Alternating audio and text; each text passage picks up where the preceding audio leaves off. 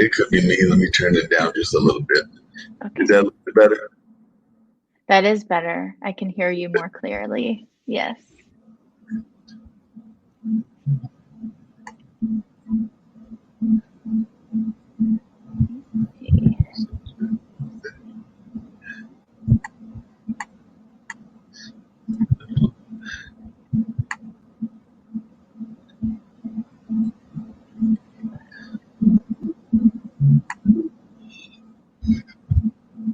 There we go.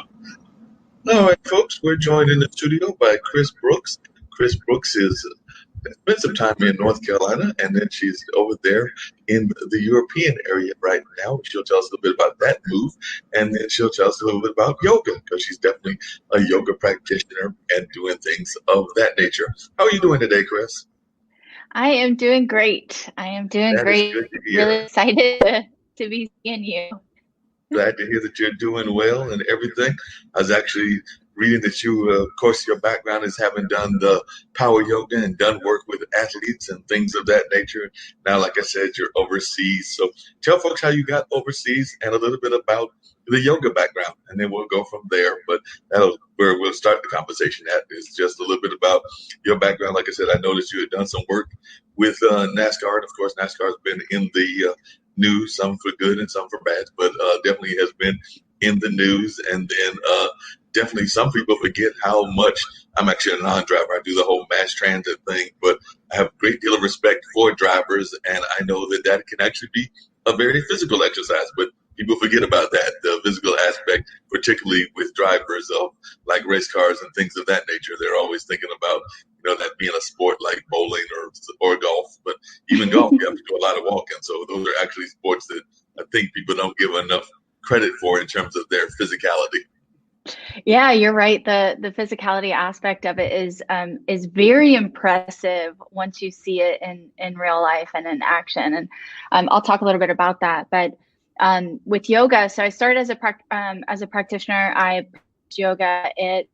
I found benefit in it mentally and emotionally. Physically, it kicked my butt. I did not really enjoy that aspect of it at first. It was challenging, but I needed that challenge. So like I said, mentally and emotionally, I got something from it that I never got anywhere else. So I pursued it. And I believe it was 2013, I became a teacher assistant. So that's when I started my journey there. I was still working as a bartender, and I was doing lighting. I was working in the lighting field, in the lighting industry. But I started to pursue that. And then really got involved. 2015, I became a teacher, and then I never looked back from there. So I've had the opportunity to work with a lot of professional athletes, the Carolina Hurricanes, Charlotte Checkers, some members of the Hornets, but mainly NASCAR. So I've had the opportunity to work for quite a bit.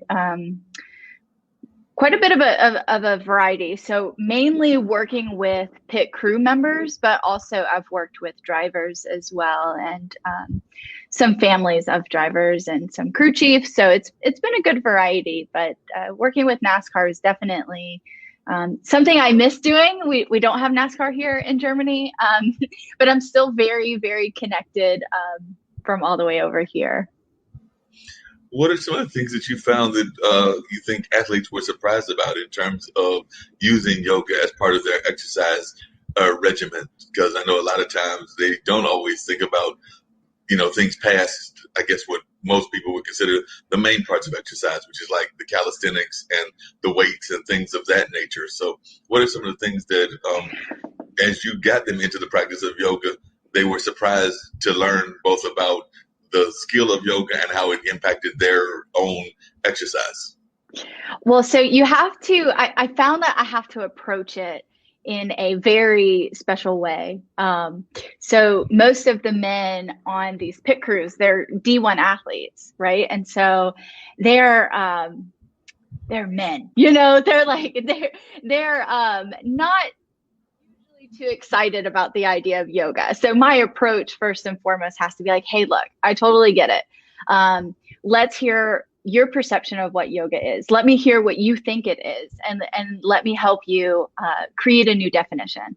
And let me tell you what it's going to look like for you. And most importantly, let me tell you how this is going to help you and benefit you to get that competitive advantage. So a lot of them were doing a lot of heavy lifting, especially like jackmen. They're big guys, gas men. They're really big guys, and so they have the strength, and a lot of times lack some of the mobility. So I just had to like word it in a way where, hey, this is going to help you. Like, you're going to be able to do better. You're going to be able to squat lower. You're going to be able to do all kinds of things. So once they understood the benefit, they were about it. Once, most importantly, once they saw the effect of it, then they were like, oh, this is working. Like, I don't want to admit it, but it is. And so then they became yogis pretty quickly, like once they noticed their bodies changing and their mindset too. So not only physically, but mentally, like, it's a competitive sport and there's a lot of pressure. There's a lot of time away from family. There's a lot of time away from friends. There's a lot of isolation. There's a lot of peer pressure. So the mental and emotional aspect of the practice also, I think a lot of them found benefit in creating a deeper connection to self. So I was surprised at how quickly they started to develop like and love for it. And hearing them say like, hey, that stretch was really working. And so I did it when we were in Miami last week and I felt great. And so like hearing them give me feedback that they were doing it even when I wasn't there was so amazing. It really was. But yeah, the physical aspect, like you said, driving, if I have to drive in the car for 2 hours, my hips are hurting for days. So I can't imagine sitting in the car for so long. And then these pit crew guys, what they do is it is a sport. Like, I don't know if you've ever had the opportunity to watch a race from the pits, but like, holy cow, these guys are so impressive. The work that they do, it's unbelievable. Wow. Yeah. Well, I can tell you, but one experience with yoga is I've been actually, there's a group here called, it's actually national, called Daybreakers, which is like those dance parties and everything. And they travel all over the world and everything. Of course, with people doing quarantine, they've done these dance parties online, which means that people have seen me do some very bad attempts at dancing because I don't have that many dancing bones in my body. But usually they start off with a mindfulness exercise at the beginning. So it might be meditation, but lately I know at least several times they've done yoga, and I've tried to do some of the yoga steps and try to follow them. As a friend of mine suggested, you might have tried to jump into it too soon, too fast, because it was suggested I might have tried to do chair yoga because I've definitely got a little bit of extra weight that I need to lose, probably about 10, 15, maybe even 20 pounds or so that I need to get rid of, mostly around the stomach area. So they were like, you might need to try something a little bit more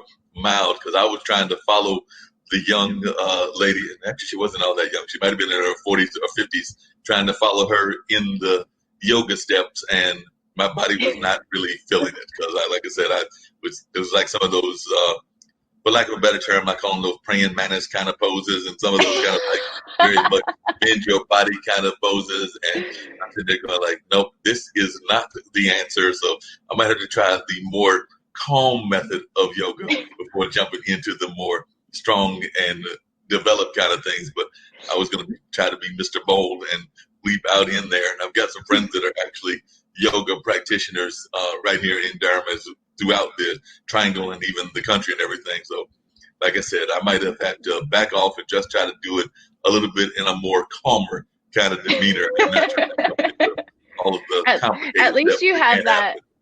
You have that awareness, which is amazing. And there's so many different styles of yoga, like so many. Restorative is always a great place to start, what I tell people. But sometimes we need that challenge. Sometimes we need to get thrown into that challenging class just to see what where we're holding ourselves back. And then sometimes we're like, yep, maybe shouldn't have pushed that hard. And like, that's okay too. I have days like that myself.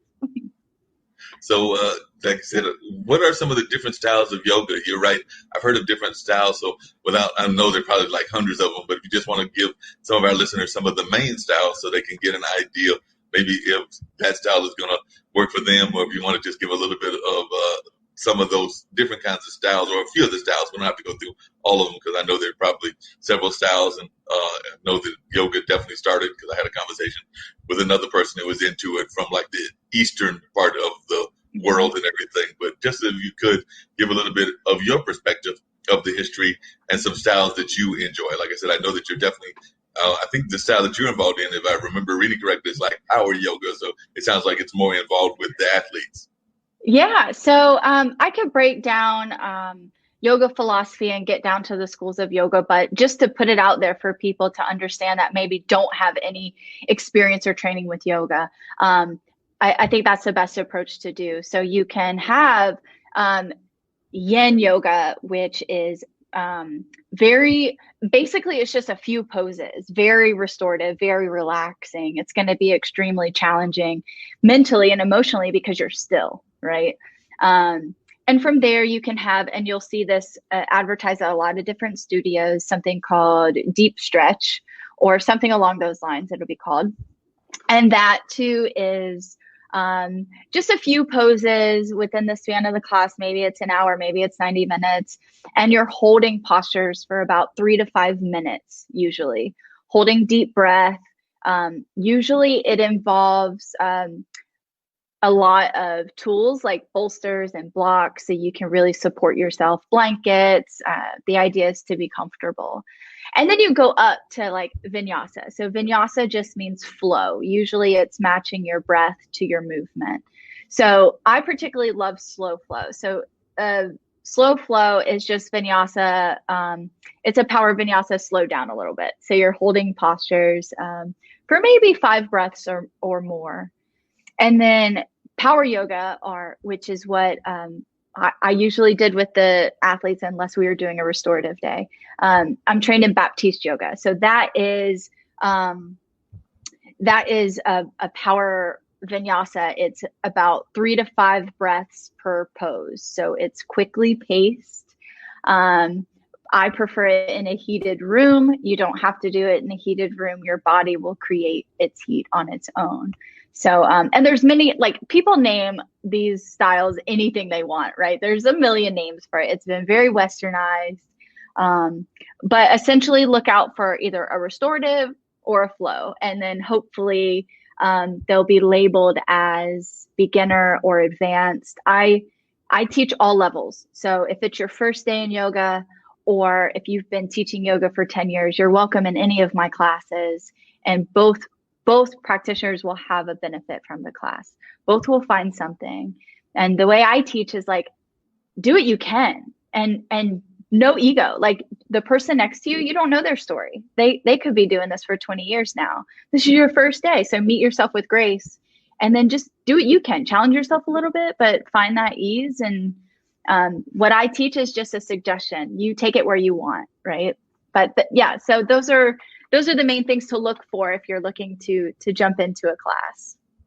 Well, and I know that for a while there, yoga was becoming very popular. In your mind, is it still as popular as it used to be? Because I know there was definitely a period where a lot of the mindfulness kind of things, like I said, yoga, meditation, things of that nature were growing in popularity, both here and abroad, like in Germany where you are and everything. But are you still seeing that kind of popularity continuing, or is it starting to wane a little bit?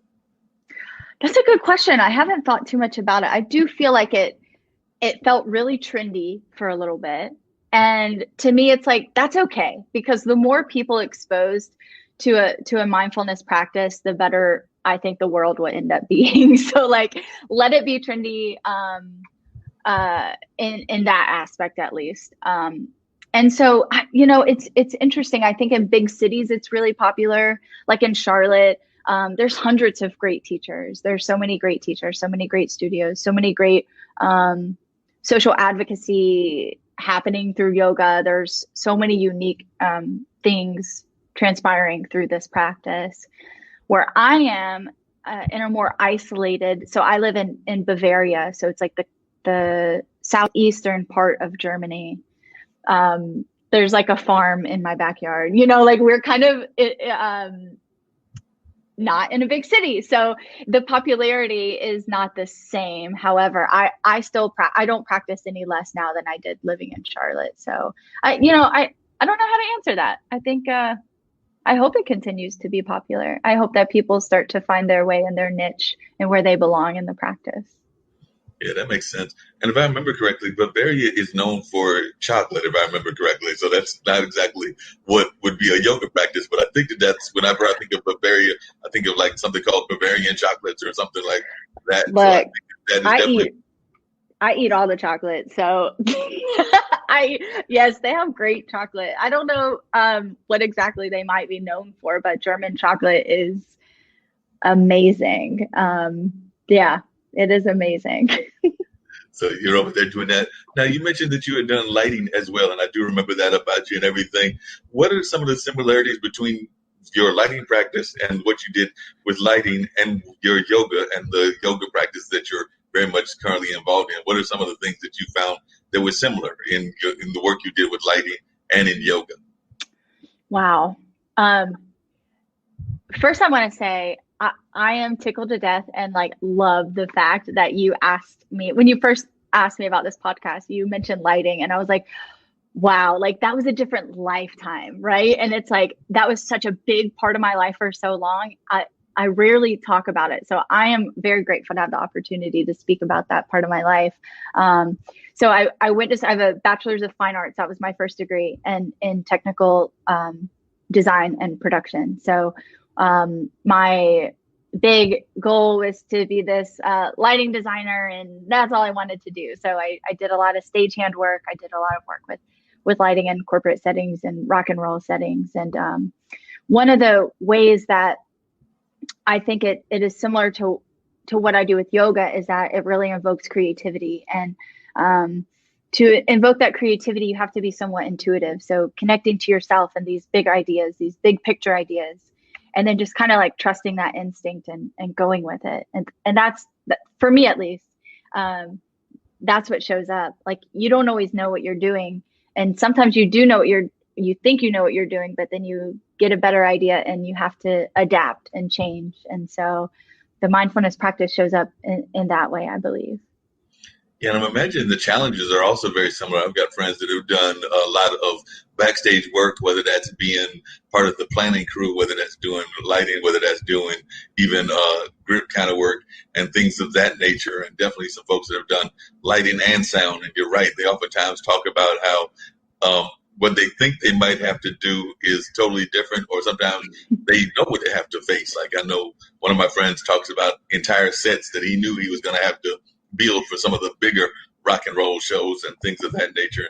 He knew that was going to be a challenge, but then there were other times that he might go in there and they might think of one thing, and after he got to talking to them and looking at what they had and what the music was and different things of that nature, he might give them suggestions that might change what they had in mind and things of that nature. So I know that just the whole lighting and sound thing can be really fascinating. I know I was talking to a friend of mine on another show yesterday, and he was talking about how he had done some work on I think it was a Parliament Funkadelic show or something like that, and literally they had the stage rise up. So, and he was at the time, he's 62 now, but at the time he was a teenager or like a young adult. So, as he put it, he was a little bit startled, and I think he's a drummer and a bass player. And I don't remember which instrument he was playing at that time, but it took him a minute to actually get himself in tune to be able to actually play, because they just told him to go out on stage, and then all of a sudden the stage rises and he's on there while the stage is rising. So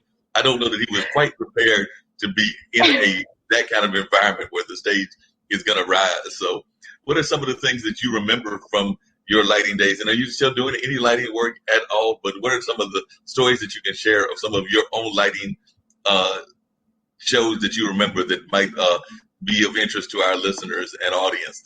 Some of the things that you had to light that were different than other things. Wow. Okay. So I'm not doing lighting anymore, and I still nerd out. Like if I am at a live music event or a show of some sort, my head is up. I'm looking at the lights 9 times out of 10. I'm still very passionate about it, and I leave it to other people. It's changed a lot since I've done it. But one of my most memorable experiences was I had the opportunity to work for Darius Rucker. So I'll keep it a little hometown-ish. He's from the Carolinas. And so it was at the Charlotte Convention Center. And I don't remember what specific event he was there for, but he was there. And I was so excited. All of his road cases said Hootie and the Blowfish. They were like, you could tell he had traveled with these for so long. And setting up the show and everything went well. It was a really big deal. And then I just remember him performing, and I was standing on the side of the stage, and I was just really waiting for the show to be over because we had to tear it down that night. And this big dude just walks in front of me, and he was like, "Excuse me, ma'am, what are you doing here?" And I was so intimidated. And he was Darius Rucker's security guard. I was like, "Oh, sir, like I'm with the stage crew. I'm just here waiting." Like I showed him my wrench, I think. I was like, and he was totally cool. And then about an hour after we started the teardown, Darius Rucker stopped me, called me by my name. So his security guard had mentioned my name, and he stopped me, and I was like starstruck for a moment. And I just remember like feeling like I shrunk down. And he said, "Kris, I just wanted to thank you so much for all your hard work and all the hard work that you guys put into this show. It was so great." And I was like, wow, this man is so humble. And just to take the opportunity to stop like the little person, like literally, like I think on that show, I was just tearing down and building, right? So I wasn't running any lights. I didn't design any lights. I was just tearing it down and putting it up. And so for him to take the time to stop me and thank me, I was like, wow, I'll never forget this. Like, what a humble man. That you're such a great human being, and I will always remember that. So yeah, that was probably definitely my best memory. Oh, wow, that's really a touching moment and everything. Have you had similar moments with some of the athletes that you work with? Because I imagine sometimes they can have those really severe egos, but sometimes as you're doing the yoga with them, I was wondering if you have any moments that you remember, because I know you mentioned that not just the NASCAR racers and the NASCAR crew, but you've also worked, I believe you said, with some of the football and basketball players that were down there in Charlotte. So what were some of your experiences that you remember with them? And if you could tell our audience a little bit about what brought you to Germany as opposed to still staying there in the Carolinas. Okay. I didn't really have any of those like starstruck moments. I think that all of the athletes I've worked with are equally as humble. It's like they're just people, right? And they show up and they ask questions, and they're eager to learn and to be better and do better. And I have great relationships with most of the people I've worked with. We keep in touch. I still get messages from time to time about, "Hey, do you have my sciatic is bothering me. Do you know a stretch that can help me with that?" Or, so it's really been a cool experience overall. I've gratefully not ran into anybody with too big of an ego. And if I had, I throw in that power yoga real hard, and I humble them up with that. But no, they've all been great. And so Germany, I'm here. I got married 2 years ago, and my husband, so he was my boyfriend at the time before we got married, decided to join the military at 28 years old. And so he had spent his life kind of doing for other people, like doing these jobs and going to school to do this and that because of pressure from other people. So at 28, he decided, I'm going to live my life for me. This is something that I've always wanted to do, and I think I want to do it. And I was like, do it. Like, that's heck yeah. Like, that's awesome. And so it took a lot of sacrifice to leave the career and the home that we had already had in Charlotte. But it was so worth it. So our first duty station ended up being Germany, and we moved here. Yeah, he moved here 2 years ago, and I moved here a year and a half ago.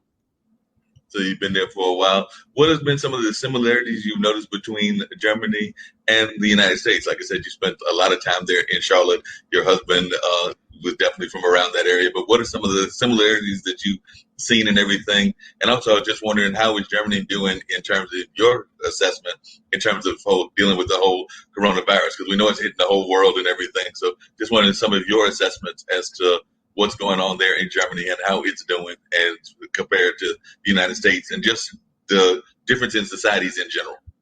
Yeah. So Germany, I would not say there are many similarities.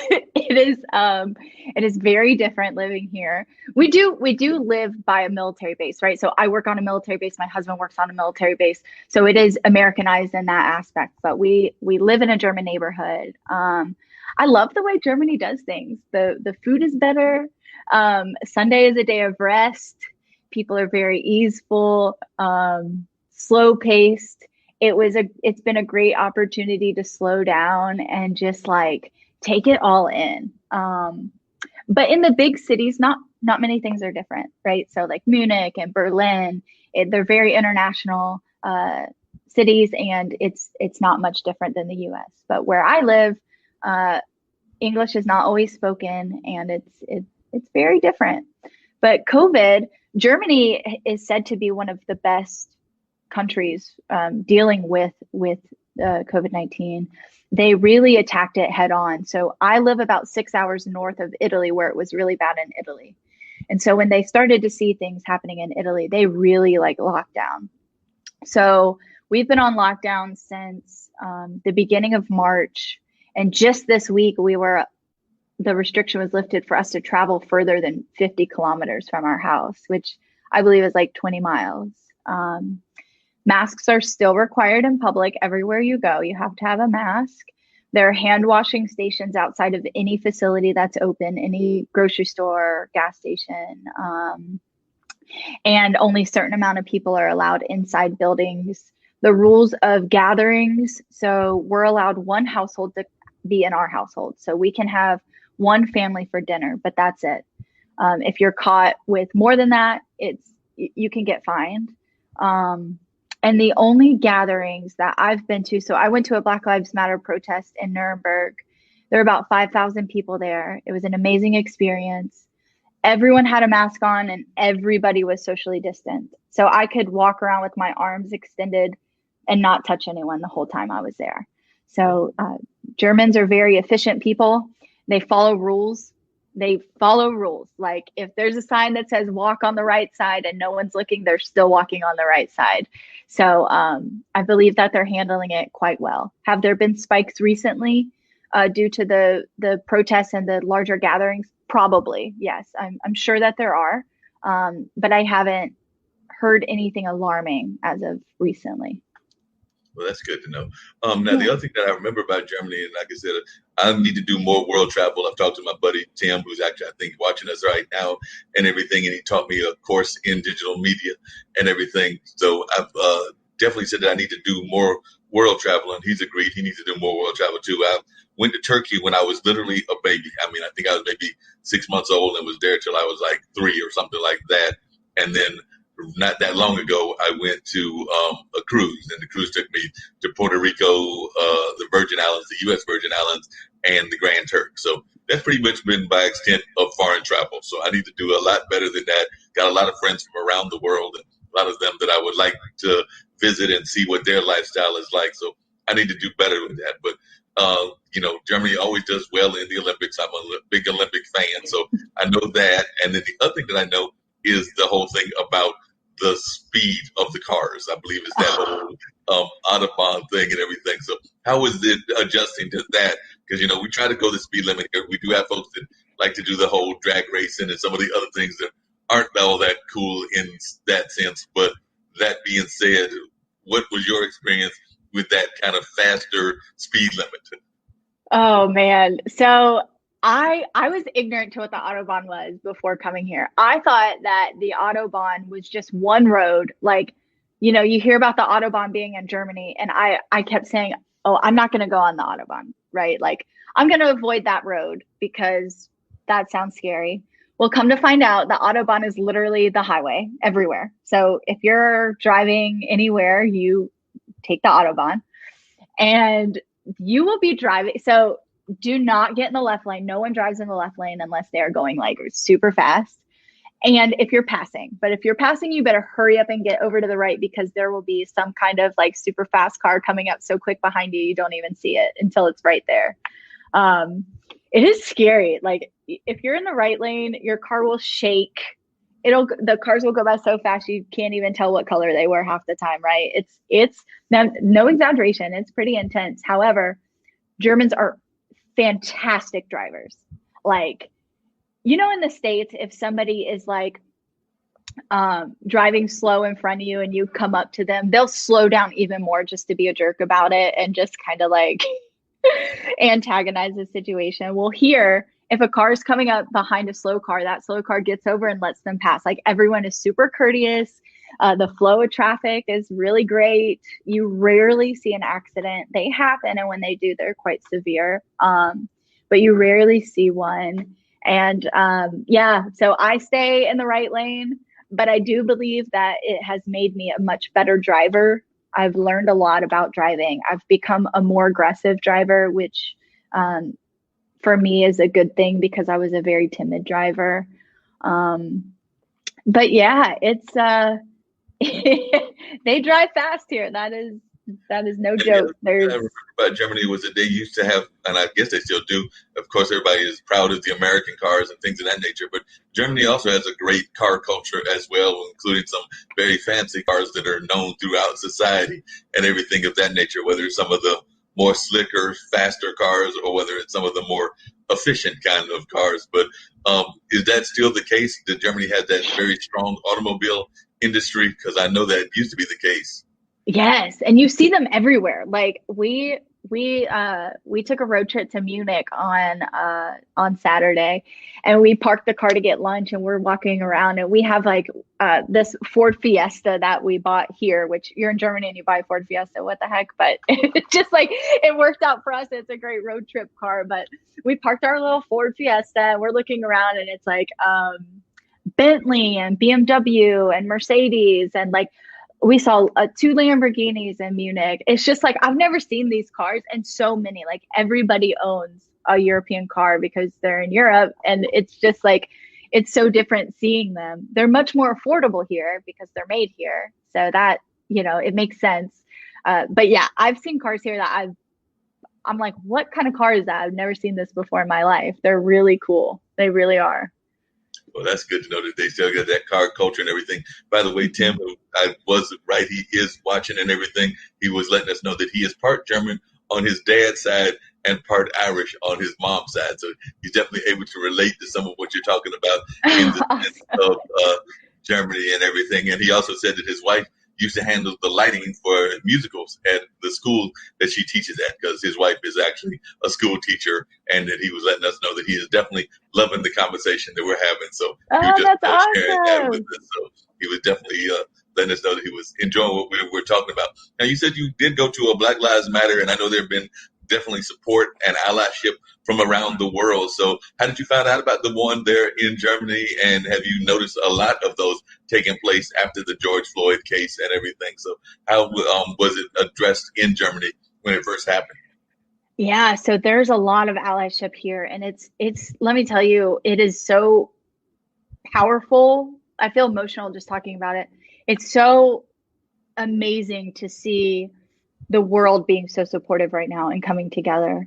It's unbelievable. So when the murder of George Floyd happened, and I started seeing all the activism happening in the States, and all of my friends taking a stand, and Charlotte taking big stands and doing a lot of stuff, I felt like I have to do something. I want to be a part of this. So I just started researching where I could go, and I found a protest, and I drove about a little over an hour away to go to this one. And this was one of the smaller ones in Germany, and there were 5,000 people there. Like, unbelievable. These protests are all over Germany, and the speakers were like, some of the speakers were speaking in German, and I had no idea what they were saying, but I was still crying, and I still felt it. Like, it was just the energy and the power, and it was so incredible. It's crazy seeing the protesters, posters and all of that, and a lot mentioning George Floyd, a lot mentioning the United States president. And it was just kind of like, wow, like, to see it in another country on another person's land was something else. It really was. And especially in Nuremberg, you know, because the Nuremberg trials happened there where they prosecuted Nazis for war crimes during the Holocaust. That's when history says that the human rights movement started there, right? And so to be able to go to that same city and protest against or in support of human rights all this time later, there was something really powerful about that, and also something really sad that we're still having to fight for human rights. But it is happening, and the people here, they're not only protesting in support of what's happening in the US, but they're also protesting against police brutality that happens here, and the racism that still happens here in Germany as well. Yeah, because I've also noticed not just with the whole conversation about race relations, but just about a lot of activism that a lot of the European countries are taking lead and taking a lot of activism kind of role. Like I noticed that one of the primary, and I can't remember whether she was from Germany or whatever, but one of the primary environmental ladies was Greta, and Greta was definitely got a lot of play around the world because of her stand on environmental things of that nature. So I'm imagining that there's probably a lot of activism of all sorts, not just on the race relations, but in the environment, in some of the other issues that are going on around the world. Yeah, there really is. So she was from another part of Europe. She was not from Germany, but still, like, Europe really approaches things so much differently. Like Germany is so clean, like so clean. There, you do not see litter, you do not see trash, but in the bigger cities, you do, and that comes with being in a bigger city in a higher populated area. But the recycling is a really big deal. If you do not recycle correctly, you're fined. So it is. They definitely take care of the environment. They definitely take stands on a lot of different matters in human rights because of the Holocaust happening over here. It's something that Germany does not want to forget. So they are they find it very important to keep that history in the history. They teach it in the schools very powerfully. There are concentration camps that you're still able to go to and see. There's monuments that are still up. And their perspective on it is that we leave these things up so that we never forget what happened, so that we never go back there ever, right? And so the history here is so powerful. And I think there are still people really, really passionate and fighting for those rights today. Wow. And I know that definitely a lot of the European countries, in my mind, are better even in their schooling system because they seem to teach a lot more of the history and teach more effectively a lot of the critical thinking skills, whether that's the arts, whether that's health, whether that's things of that nature. I was actually on a call yesterday and they were talking about that, just how they wish that there would be more teaching of health. And as one who is a practitioner of yoga, I'm imagining that you probably have those same kind of feelings that you would like to see both there in Germany as well as around the world, but definitely the United States, more of us taking a concrete view of health and all of the elements of health, because I wonder if we do a good enough job of that. But I was wondering what some of your thoughts are on that. Yeah, you're right. The US, I feel like, is really behind on a lot of different things, especially with health. Look at food. One simple example, when I'm back home in the States, I can't eat bread without feeling sick. Here, I can eat bread all day and not feel sick because of the lack of chemicals in the food, right? Like here, most of the food seems very organic and it's not filled with all of these different hormones. If you buy vegetables, so we go grocery shopping about every 3 days. In the States, I could go grocery shopping for 2 or 3 weeks worth of food and it won't go bad because of all of the chemicals put in the food to make it last longer. Here, if you get fruit or vegetables, you have to eat it or it goes bad because it's fresh, right? And it's not filled with all these synthetic things.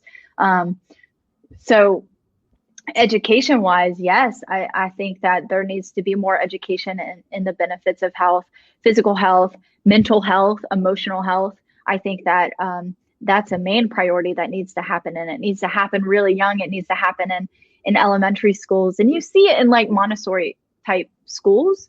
But I wish that there was more of it in the public school system. I do have friends, a yoga teacher friend of mine, Stephanie, she is a teacher, and I know that she does yoga with her students. She incorporates mindfulness into her teaching. And I believe she's at the elementary school level. But it should be built in the curriculum for sure, because Yeah. children, they're the ones that are going to change everyone else's minds. Like the children today, they're so empowering and they're so strong-minded, and they know right from wrong, and they need to be given more tools. Yeah, that's one of the things that I've noticed even about the Black Lives Matter movement is that a lot of the leadership is coming from young people. It's coming from people Yep. in their 20s. I would even argue teenagers and definitely in their 30s, whereas some of the folks that were 40s, 50s, and definitely in my dad's age range have kind of stepped aside and let some of these young folks take the lead in the leadership. So that's one of the things that I've noticed. And they seem to be very strong in that leadership. So I was wondering if you were seeing the same thing there in Germany, where a lot of the leaders are coming from the young folks. Yes, definitely, definitely. The leaders at the protests that I went to, they're not affiliated with any organization or any group. They're just a group of people, and they organized the protests all over Germany. So there were several going on in the same day, and they, I would say, are mid-20s, late 20s, very young. And the crowd that I saw there, all young. Yeah, there were definitely people 40 plus, 50 plus there, but I would say that the great majority were teenagers and 20s and 30s. Wow. Yep. And you, like I said, we talked about the fact that you spent so much of your life there in Charlotte. I was just wondering, what was your take on a certain convention moving away from Charlotte? Because, like I said, it's going to be taking place, but just on a smaller scale. And I guess the big coronation will take place in Jacksonville instead. Yeah, I think it's great. I'm really glad that that's not happening in Charlotte. Charlotte is too progressive, and Charlotte is it's a different kind of place, and that kind of energy doesn't belong there. Do I think that small businesses could have used the support from a convention like that? Yes, definitely. But that's the least of the issues, right? I think that having a convention that size is not smart when there is a global pandemic going on and numbers are increasing day by day, especially in North Carolina and South Carolina. I think that it was asking for trouble. I think that with all of the protesting and I don't want to say attacks from the CMPD, but there have been some not so great things happening. I think it would have created more distress and more issues. So I'm glad that they were able to move their business elsewhere. And yeah, that's just my personal opinion. Yep, that makes sense. And then the other thing I was going to ask you was, like I said, NASCAR, when we first started, I mentioned that it was on the news for both good and bad reasons and everything. But I just wondering, as somebody that works with the NASCAR drivers, what was your take when they tried to open up the races and tried to have the races on a regular basis? Because I know there were certain races, I believe Ace Speedway was doing races and things of that nature. So I was just wondering, as one that had worked with NASCAR drivers, what your take on that whole thing was. I think that there's never a right answer, right? Like you're gonna make people uncomfortable and you're going to make people upset no matter which direction you take. I think that their approach, they were able to adapt pretty quickly in their approach as far as like they're still having races, but they don't have all the fans in the stands. They're wearing the masks, they're taking the precautions. I feel that a lot of these guys, they work year round. They have like November and December off and then they're back to work. And so they want to be busy. I'm glad that they're not out of work for one. I'm speaking more specifically to the pit crew drivers. The drivers themselves and the team owners can probably afford to be out of work for a little bit, but the pit crew guys, I'm glad that they have work. The political, and I don't even think they're political. I think they're humanitarian stances that NASCAR is taking right now is it's about time. It's about time that they're making statements and doing the right thing, because my favorite, I've worked with a lot of teams, and some of my favorite ones are the most diverse teams in NASCAR. Their pit crews are extremely diverse. They have NASCAR has a diversity program, so they were trying to bring more diversity into the sport for the past few years, but it was like they were doing that for the benefit of racing and for the benefit of the sport. But now they're doing some statements in benefit of those people. So they brought people in to diversify the sport, and now they're actually taking a stand for the people that diversified it. And I think that that's amazing. And I think it took a lot of courage. It took a lot of courage for NASCAR, with a fan base that they have, to make the statements that they've made, knowing that it's going to create an uproar, and they don't care, right? And sometimes that's what social justice is all about. You're going to make people uncomfortable, and that's good, right? It's like, if you're not making people uncomfortable, you're not really fighting a fight of social justice, in my opinion. So, I have a lot of thoughts. One of my best friends, he is a pit crew coach, and he is a gas man for NASCAR, and he is a Black man, and he is working in this sport, and he is making change with his perspectives. And he said something very powerful to me this morning. He said, we were talking about all the negative feedback in the comments about the removal of the Confederate flag from the properties. And he was like, you know what, like, a lot of people are upset, but we're now having these conversations, and that's what's important. Like, we're able to open up the space for these conversations. Some people aren't willing to have them, and that's on them, but we're holding this space, and things are happening, and people are talking, and things are changing, and that's what it's about. It's about educating people and hopefully shifting perspectives. Yeah, I was definitely a big supporter of that whole campaign that I believe it was Bubba Wallace put together to try to get the Confederate symbols away from NASCAR, and it was definitely successful in that initiative that he put together. So I thought that was a wonderful thing that he was able to put together, and hopefully that'll bring about some changes. Because you're right, a lot of times people even forget about the history of NASCAR, the fact that NASCAR pretty much came from the whole running of liquor and things of that nature, that was kind of its starting point, and that there were some African-American racers that were part of that and everything. I remember the one, and I don't remember his name, but it's the one that Richard Pryor played the role of in one of his movies, but it was one of the early African-American race drivers. So they're, like I said, I know they've been working on diversity programs, and there are a couple of sports that have been working on diversity programs. I think even the NHL, which is the hockey, has been working on some diversity, and some other sports that aren't necessarily having a strong presence of minorities have been trying to change that and everything. So it's good seeing that happen. By the way, Fernando Zeladon is watching us and checking us out all the way from Los Angeles, California. He is definitely a very powerful activist over there in Los Angeles. He's worked with a number of folks. He's even done some work around with Maxine Waters and things of that nature. So he's checking us out from Los Angeles, and definitely was enjoying the conversation, and just wanted to give you a shout out and say that he was really enjoying the conversation and learning a lot about the different things that you're involved in. So I was just sharing that with you. So awesome. Thank you. Hello. Yeah. So he was definitely, so we appreciate you being here and checking him out. And he's definitely got that going on. So we definitely appreciate his thoughts on that. Like I said, coming back to the yoga and everything, as you've been doing this work, what are some of the things that you've learned the most that surprised you? We always learn things about ourselves when we do work of any sort. So as you've worked in yoga, and also as you've traveled now to Germany, what are some of the things that have surprised you that you've learned about yourself? Ooh, that is a good question. Man, I'm constantly learning. I think I learn something new about myself every single day. So that's a loaded question. Let me think for a second. Let's see. Whew. It's this constant evolution of change, right? Like, I am definitely not the same person I was 10 years ago.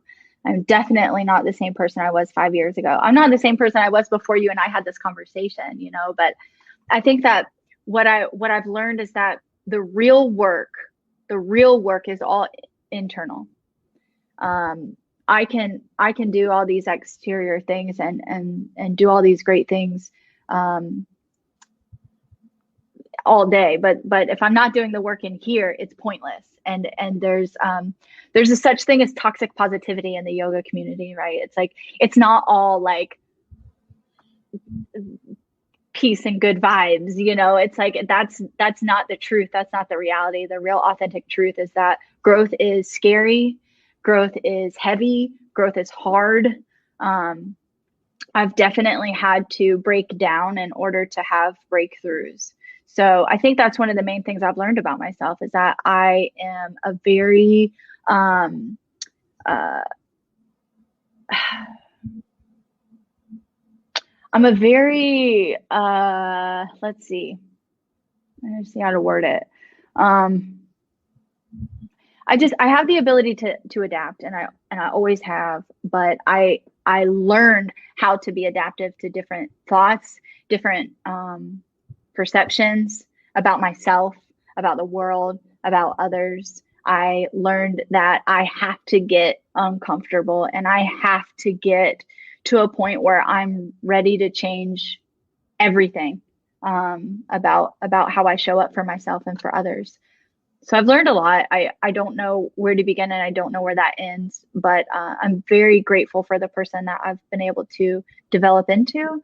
And I know that this is just the beginning. Like I know that yoga has led me to, I've been sober for almost 5 years. Yoga led me to that truth within myself, to know that I do not need to alter my state of mind in any sort of way, that I am fulfilled on my own. Yoga has led me to pursue my master's degree, to be a social worker.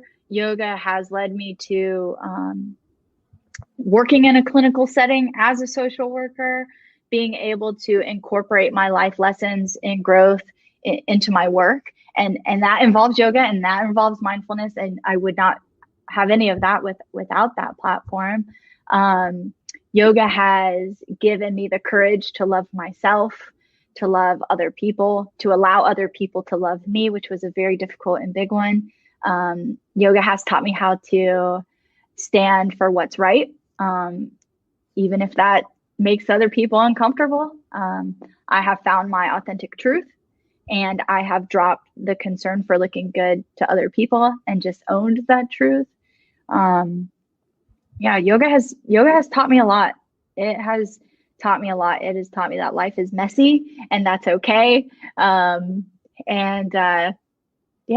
so those are some of my lessons. Well, that's a lot of great lessons. Where would you like to be, say, 5, 10 years from now? If you had a thought in that, where would you like to be in your life 5, 10 years from now, both in the yoga as well as just in your professional life? I will be a licensed clinical social worker. So I'm working on my clinical hours right now for my full license. I will be a mother. That's something that my husband and I have been working on bringing into our life right now is a child. And so in 5 to 10 years, I will be a mother, and I would love to be a foster mother as well. And I would love to travel and speak. I do some public speaking engagements already, but I just want to do it on a much larger scale. I want to speak on a larger level about everything, about yoga, about mindfulness, about growth. Yeah, that's where I'll be. Physically, where will I be? I have no idea, because we are with the military now, so we go where they tell us to go. Yeah, it could be anywhere. Could be in Germany. Could be back in the States. Could be anywhere along those lines. Now, you talked about even the fact of the addiction and how yoga helped you in that and everything. So explain to our audience a little bit about what that experience was like, because I know a lot of times when folks are going through whatever their addictions are, and there are all kinds of addictions. There's drug addictions, there's alcohol, there's addictions to other things that exist in society. But when you went through that, how did the yoga help you make that turn? So I was in the middle of teacher training, and my particular teacher training was really powerful in the aspect that it really introduced you to those breakdowns I was talking about. So it really unlocked a lot of like deeply pushed down feelings and emotions and experiences, and it brought them up. And that was difficult, right? So I would do my training all day, all morning, all afternoon, all night, go home, and I couldn't handle the things that were being brought up, and I would drink, and it got to a pretty dangerous point. Finished teacher training. I felt like I was doing the work, I was doing the spiritual work, I was doing the emotional work. I was really getting to a place where I was finally loving who I was. And there was still something missing, and it was like, what is this missing? And it was the addiction, right? It was really sucking the life out of me, and it was holding me back from living my authentic truth. And so I got to a really, really, really bad place, and a really big breaking point where it was like, I'm either going to die if I continue to live this way, whether that's by me taking my own life, or this disease taking it for me, or I'm going to change some things. And so I made the decision to change some things. And if it wasn't for yoga, I would have never come to that realization. I never would have. And if it wasn't for yoga supporting me through recovery, I would not have sustained it. So for me, yoga, like the poses and the meditation and the breath work, is just a part of it. It's how I show up in my life, and how I apply the principles and the practices in my life that really matters to me. So I was able to sustain my recovery, and I've been able to, gratefully, because of my practices and my self-awareness. And the recovery community is much like the yoga community. It's really, it's so parallel. Like it's not even parallel. It's immersive. It's so connected that it's not even funny. It's like, wow, these two worlds are so amazing, and I want to be in both of them. Well, and you're doing a great job with that. Now, I know that in one of the conversations I was having with another friend of mine that was doing a show on IBM TV, they were talking about suicide prevention, and that really, I know that goes in a lot with addiction. There was actually a famous Bollywood actor that just recently took his life and everything. That was in his young ages. I think he was in his mid-30s or something like that. So as you're one that is about to go into social work, what are some of the things that you're hoping to be able to take from your life, both in your own addiction travels as well as in the yoga, that you'll be able to share with people that are going through these difficult times? Because a lot of times social workers are dealing with folks that might be thinking about things along that line, or thinking about drugs, or thinking about things of that nature. So just as you're still going through the training, but just right now, if you were able to think of some things that you would be able to share with somebody that was going through that. Like, I know one of the things I was saying was that a lot of times we hear people crying out, but because of our own busyness, we ignore them. And then when they're gone, then we remember that they tried to reach out to us and we didn't pick up the phone. So like I said, they might have just been trying to do a simple call out and we didn't even bother to pick up the phone. So that's one of the life lessons that I've tried to deal with and learn from, is that, if somebody's calling you, you need to at least hear their message. Yeah, and that's a very powerful one. And people reach out in so many different ways. A lot of people don't know how to reach out. So them asking for help might not look like picking up the phone and asking for help.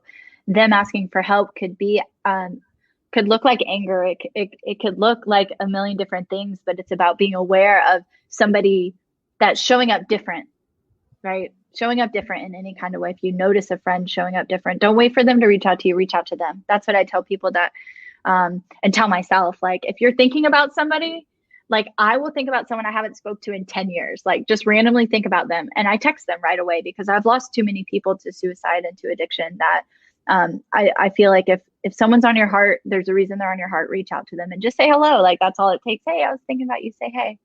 But as far as people struggling with that, I work with people now. So I work with the Department of Defense at Behavioral Health. And so we have a lot of soldiers that are facing suicidality. Maybe they are just having the thoughts, maybe they have an intent, maybe they have a plan, and maybe they've had an attempt. And so one of the main things that I like to make sure that they know is that they're not alone. And so self-disclosure in a clinical setting looks different, right? So I can, I feel, get my story through to them without even disclosing any of my personal story. It's just about having that empathy and having that connection and say, like, look, I hear you. I see you. I know you're hurting. It's okay that you're hurting, but what we can do is we can create some things together. You can create and learn some tools that can help you get to a different space. And I think it's about them knowing that they're not alone. A lot of people go through this through these experiences, feeling like nobody could possibly understand what they're going through. And I've been there, and so I get it. And it's like, so many people deal with mental health struggles. A lot of people are afraid to talk about it. It's still very stigmatized, especially in the military. With the population I'm working with now, it is extremely stigmatized. And so it's like, hey, you're not alone. That's all you have to know. You're not alone. And there is hope. There is growth. You are capable of change. And so I think focusing on their strengths and empowering a person is extremely important, so that they have something positive to focus on and not just the dark space that they're currently in. And so for me, it was yoga, right? I had that thing to focus on, and it was a very positive thing at the time for me to focus on. If I didn't have that, I'm not sure what I would have had. I didn't have anyone guiding me to it. I believe it found me, divine timing kind of thing. Well, now I know that you said that your husband was definitely in the military, and I've got friends that have been military activists and military advocates. I was just wondering your thoughts on that as well, because it seems to me that even though we have a very active military, and of course they get all kinds of funding, I've had cousins of mine that have been in the military and different relatives of other sorts and everything. But I just wondered if what your thoughts were in terms of how we're doing with the military, and whether we're giving them the kind of support that we need to give them. Because I know a lot of times people feel that when they come back home, they're not getting the kind of attention and the kind of support that they need to get from us here in America, or just the military, or just the society in general. So I just wondering what some of your thoughts are on that, because like I said, your husband's military, and hopefully y'all will come back in the near future to the States. And I just wondered, do you think that we're doing a good enough job of supporting our military? Whew. Okay. One, I feel it's very important that I say that these are my personal views, and they are not the views of any organization. Loaded question again. So my grandfather was in the Army for 30 years. My dad was in the Army for 30 years. I'm not new to this life, so I'm not new to this. I have seen a lot of growth in the military. Before I started doing work here, I did have a different perspective. I was like, they're not doing anything. Like, I had this really different perspective. Now that I'm in the work, I see that there is work being done. There are a lot of really good people fighting for these soldiers. There are. I do believe that there is still a long way to go. There's still a lot of things that need to change. There's a lot of old school mentality. There's a lot of old school people are the ones making the decisions up top. So I feel that it's going to take some people at the bottom really, really, really fighting and advocating for what they already know is the need, and allowing it to get up to the top, because the military is very structured, right? They have things are set their way. If it's not broke, don't fix it with some things, right? But they do have a lot of policies implemented to support these soldiers. Where the hangup is that there's so much stigma in the military that a lot of soldiers are afraid to reach out for help. So the help is there. It's up to them to use it. I have seen soldiers get ridiculed for reaching out to behavioral health. I have seen soldiers be supported for reaching out to behavioral health. It starts with the leadership. The leadership has to let them know that it's okay. And that takes psychoeducation. It takes people like me and people at behavioral health educating these leaders on what services are available, sharing that there should not be stigma, explaining to them how it can benefit them and their soldiers, and having them pass it down to their soldiers so that they can get the help. I wish that there was more work being done for our soldiers while they're in, so that they're not having to deal with it when they're out. The VA is a different entity. They too have a lot of services, but they too have they have a big population that they have to help, and you can't do it without the funding and without the people to help. A lot of people say, oh, I can't get an appointment. Well, yeah, there's a lot of people that can't get appointments. And so hopefully if we're able to provide these soldiers with the coping tools needed now, they won't need so much help from the VA once they get out. So I'm not even sure if I answered your question. I kind of beat around the bush a lot and kind of went different directions. But no, that actually touched on your feelings on that. And like I said, just to let you know, my friend Captain Newborn, who's actually not the captain, as his folks named him that, and I think they named several members of his family that. But he's done some advocacy work with the veterans, and he has a veterans organization, Next Level Veterans, if I remember correctly, is the name of it and everything. But he's done a lot of work and does a Road to the Apollo show. But I know he talks about a lot of the things that are going on after they get out of the service, and the fact that there's a lot of things that go on in terms of treatment and things that are happening with our veterans after they come back into society that he is not a big fan of, because he feels that like the VA and some of our other government agencies are not doing as much as they could do. So that's one of the things that he talks about, is the fact that he wishes that there was more done, and he talks about things that he would like to see not happen on his watch. It's kind of like one of his little catchphrases, because he'll give some statistics about the suicides and some of the other things that are taking place in our society that he's fighting against. So that's just kind of the things that he's talking about. So he definitely is concerned about those kind of issues. Yeah, it's a big concern, and there's a lot in the public eye. There's a lot of media and attention on veteran suicide. There's a very high rate of active duty suicide as well, and I think that it's something that there needs to be more awareness of, and there needs to be more advocacy being made. There's the drinking culture in the military, and also the drug culture in the military is very high, and I think that has a lot to do with the suicide rates. And so if there were more coping tools being provided and more alternative solutions for that drinking culture, I think it would be beneficial. Yeah, I would definitely agree with you on that and everything, that we got to do a better job of that, and doing a better job of just letting folks know what's happening in that regard. And unfortunately, that's one of the things that's happening, is we're not seeing enough of that in society. Fernando was actually asking about isn't being stoic part of the problem? And I was wondering what your thoughts are on that, because he actually mentioned that. He said, isn't being stoic a big part of the problem? Yeah, I think so. That the attitude of like, be tough, don't show feelings, kind of get the job done and move forward. That's kind of old school. That's how I was raised personally. I was raised to like, deal with it, suck it up, keep moving forward, don't cry about it. And that was my dad being 30 years in the Army, and just like real like cut and dry and strict, and that's not okay. And he sees that now that he's out. He sees that, and he sees that that it's important to not be that way. And the Army is changing their perspectives, and their address of being stoic has changed. They are working towards a more humanistic approach, like what I like to call it.